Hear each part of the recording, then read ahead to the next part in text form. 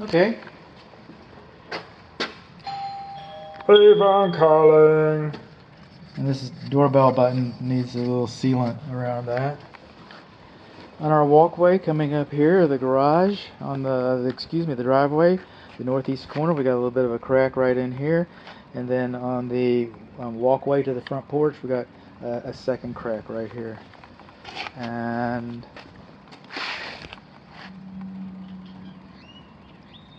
this one I'm not nearly as concerned about as this one.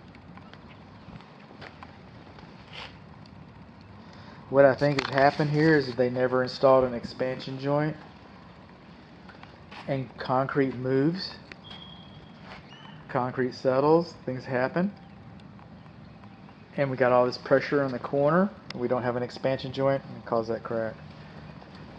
That's what it looks like. That's its appearance.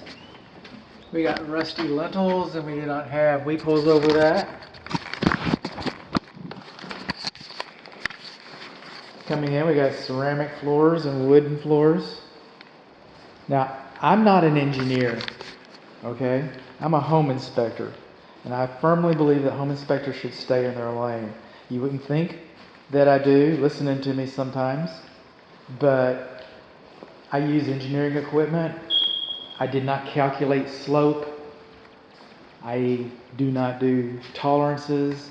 I use guidelines to help me make a determination about the foundation. Now, this is a new building, and the trees aren't too close. There's really nothing wrong with this foundation that I can determine, that I can see, that's apparent today. But those measurements that I use, I have guidelines that I go by: no more than 1 inch of floor height elevation differential within 25 feet, no more than 2 inches of floor height elevation differential overall. I'm getting, and I did not measure every square foot. I did not plot this.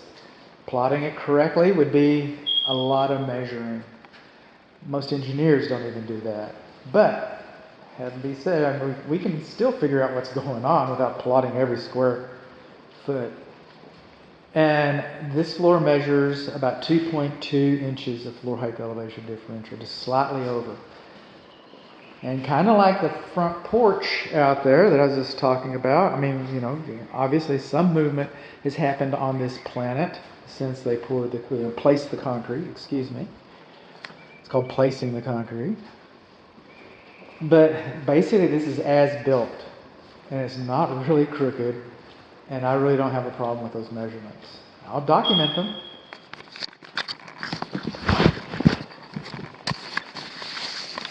Moving on along, this is your air filter. I'm not sure what size it is. I'll just say 20 by 20, just guessing. We don't have batteries in our thermostat. I put 2 new sets of batteries in here. 2 fresh sets, excuse me, they're rechargeable. But 2 fresh sets of batteries that I measured. I have a little tester for my rechargeable batteries, and they were plenty full. And once I put batteries in here, it just says low over here in the corner. Now, since 2015, every single family residence is supposed to have at least, at a minimum, 1 programmable thermostat. That thermostat is not programmable. Okay. Moving on along. Closing windows as we go. Double pane vinyl frame windows. All of our window screens are missing. These are kind of interesting. See how tight they are in the corners? And then with the latches, they're kind of like, they all look like a boat. The bottoms are not sealed on any of them. They're kind of rough when they're installed in here. This window itself, it won't even close and latch properly. I can kind of, fake a latch. I mean, that's the way I found it. How did I know that was going to be? I found that. It does not close and latch properly. Moving on. Our closet doors in the first and middle bedrooms do not have pull handles on them. Our doors were not sealed on all 6 sides. Front face, back face, latch side style, hinge side style. And then we come up here on the tops and bottom rails. They were not sealed. That may void manufacturer's warranty. We have smoke alarms in all of the appropriate locations. However, we do not have a carbon monoxide alarm. We should probably have 2 carbon monoxide alarms, or maybe a carbon monoxide, however you want to do it. But we have an attached garage. Most cars are currently using fossil fuels, legacy cars, is what some people call them. Carbon monoxide comes into the house, we want alarms. In fact, alarms are required. Coming along, we don't have our door handles, again, like I mentioned. And then we come in here, and then all of our clothes rods, none of the clothes rods have been stained or sealed or painted. They're just all raw wood. And you've heard me say this before. It's not like I'm ashamed of it. I'm almost proud. But I do for new apartments. People building new apartments. One company building new apartments. Their architect has me go do the punch list, and they want the door rod. They want the clothes rods sealed.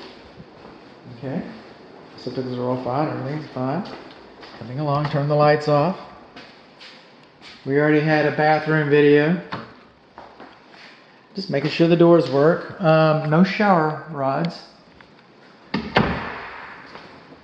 Turning the lights off. And speaking of which, in those apartments, these are apartments I'm talking about, they don't like the flashing. When the paint does this ribbon stuff and changes colors when the sun shines on it differently. That's called flashing to a painter. That's what painters call flashing. Not sealed. And we're kind of jumping around here. But where I've got, for lack of a better way to do it, this is the great room, living room, family room.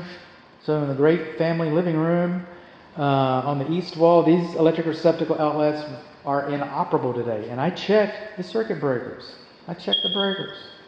Coming along on this wall, inoperable. I got blue tape on these 5 receptacle outlets. Okay, in the kitchen, on the east side of the kitchen, north side of the living room, east side of the living room, no power.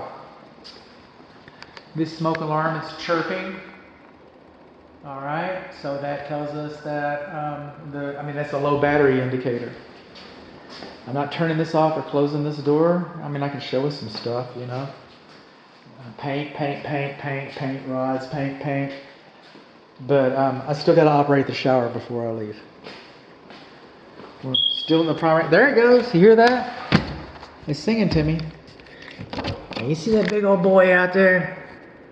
That big old tiger striped boy right there in the middle of the screen, on the right side of the tree, between the tree and that big old monster, that dinosaur. That's probably who's delivering the payloads onto the driveway.